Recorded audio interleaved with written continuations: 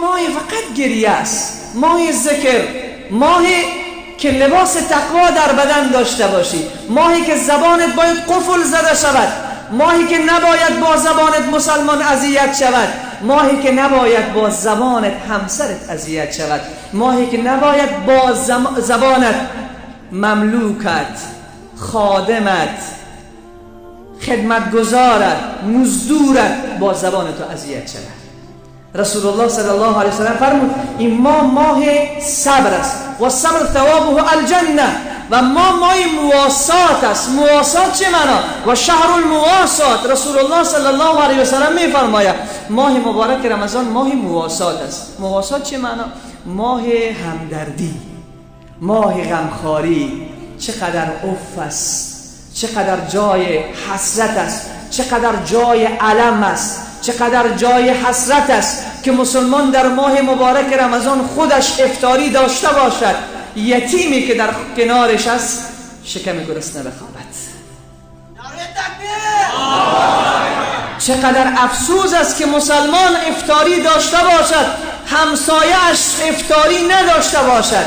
چقدر حسرت است که مسلمان سحری خوب بخورد در حالی که همسایه‌اش غیر از نان خوش چیز دیگر نداشته باشد. خب پس این مسلمانی که باز لاف بزنه که من ماه مبارک رمضان روزه گرفتم، من ماه مبارک رمضان تقوا کردم، من ماه مبارک رمضان تهجد خواندم، من ماه مبارک رمضان تراویح و ختم را گرفتم. نه عزیز دل، ماه مبارک رمضان ماه مواسات هم هست، ماه همدلی، ماه غمخواری، ماه این که دیگران را دردش را حس بکنی. حضرت یوسف علی نبینا علیه السلام یک روز روزه میگرفت، یک روز افطار میکرد. از پیشش پرسان کردن که چرا این کار را میکنی؟ گفت به خاطر که درد فقیر، احساس شکم فقیر را پیدا بکنم.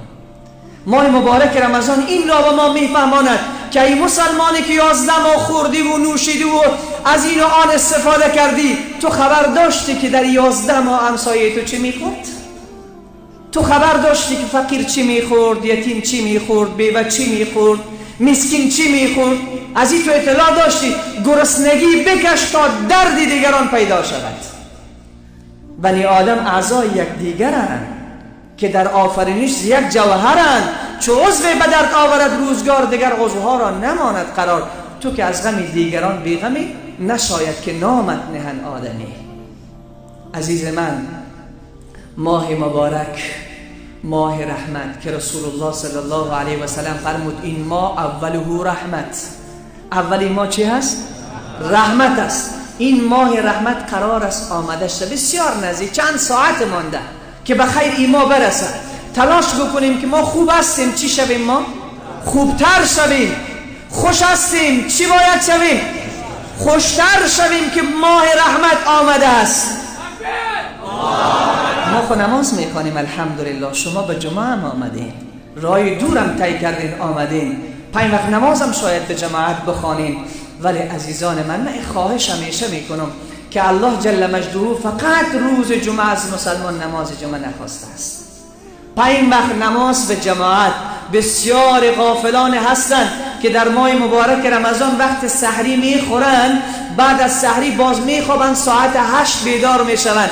من از شما پرسان میکنم آیا این انسان خواب برده هست یا بنده اصیل خدا؟ خواب برده است. در ماه مبارک رمضان نماز صبح را به جماعت نمیخواند. نماز صبح از پیشش قضا هست. ای مسلمان، ای جوان عزیز، ای خواهر و مادر گرامی، چی وقت نماز خدا را میخوانی؟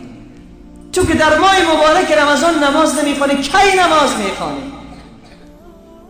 پایی که تو را جانب مسجد نکشاند، پایی که تو را جانب مسجد نکشاند، آن پا تو را نیز به جنت نرساند. این پا اگر رنج ره دوست نبیند، این پا اگر رنج ره دوست نبیند، بر روی صراط تو را به سلامت ندواند. طور من تو را به طرف مسجد نبیاورم. این پایی که وقت سحری از خواب خود را ترک کرده به سمت مسجد نروی، به خدایی که محمد را به رسالت فرستاد، همین پا من و تو را به سوی جنت هم نمیبرد. اگر پایی که من و تو را به سمت خدا نبرد، به سمت مسجد نکشاند، پایی که من و تو را به طرف الله نبرد، این را بدانی که به طرف جنت هم نمیبرد. بسیاری کسا بودن رمضانی که گذشت به معصیت سپری کردن، رمضانی که گذشت غفلت کردن، رمضانی که گذشت روزه خوردن، رمضانی که گذشت فحاشی کردن، با تلویزیون و سریال سر و کار داشتن. گفتن رمضان دیگر که آمد باز من عبادت میکنم، رمضان دیگر که آمد باز انشالله توبه میکنم. حال خود جوان هستم. بسیارشان امروز نیست. نمیگه صحبت غنیمت است عزیزان در این چمن، فردا چو برگ گل همه در خواب می رویم. تا سال دیگه کی زنده؟ کی مرده؟ کی میدانه که تا سال دیگه من زنده هستم؟ هست کسی در میان ما بگوید تا سال دیگر زنده هستم؟ پس وقتی که الله هنوز زندگی را از من و تو نگرفته، یک بار بگو الحمدلله. بسیاری بودن تصادف کردن، موترشان رفتن، بسیاری ها سرطان کشت، بسیاری ها را کرونا کشت، بسیاری ها را طیارهشان سقوط کرد و مردن، ولی من و تو را هنوز الله وقت داده است. بیا عزیز دل که از این ماه مبارک استقبال درست بکنیم، از شبهایش استقبال بکنیم، از هر ساعتش استقبال بکنیم. رسول الله صلی الله علیه و سلم میفرماید کسی که در ماه مبارک رمضان نماز نفل میخواند، الله معادل فرض برش ثواب میدهد. بگو الله اکبر. اگر کسی یک فرض از پیشش ترک میشه، فرق نفل و فرض برات بگویم، خوب دقت کن. اگر کسی یک روز ماه مبارک رمضان رو میخورد، یک روز ماه مبارک رمضان روزه نمیگیرد، اگر تا قیام قیامت روزه بگیرد، ثواب همین یک روز را الله برش نمیدهد. اگر یک نماز فرض از مسلمان ترک بشود به جماعت بدون عذر شرعی، اگر تا قیامت نماز بخواند و نفل بخواند، ثواب همین یک وقت نماز را الله برش نمیدهد. این فرق فرض و نفل است. ولی رسول الله صلی الله علیه و سلم میفرماید کسی که در ماه مبارک رمضان نفل میخونه، الله معادل فرض برش ثواب میدهد. و کسی که یک فرض در ماه مبارک رمضان انجام میدهد، معادل 70 فرض الله برش ثواب میدهد. الله اکبر.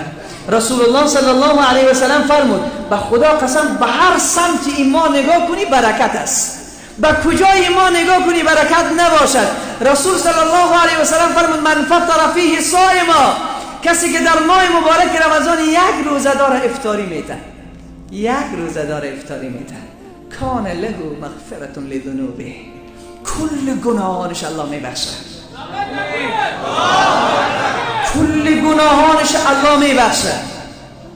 صحابه وقتی سخن را از پیامبر شنیدند، چرا اونها 100 تا نمره از خدا گرفتن؟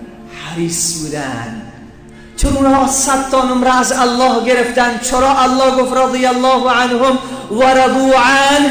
به خاطری که دنبال رضای الله میگشتن، در جستجوی رضای الله بودن. در کجا پیدا بکنن؟ صحابه عرض میکنند یا رسول الله چرا با آواز بلند نمیگین الله علیه و سلم؟ که نام از این خیلی شیرین است، نه؟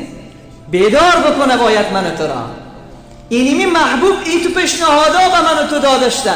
رسول الله صلی الله علیه و سلم گفت کسی که یک روزدار را افطاری بدهد، خداوند کفاره کل گناهانش میکنه و گناهش میبخشه و او را از آتش جهنم نجات میده.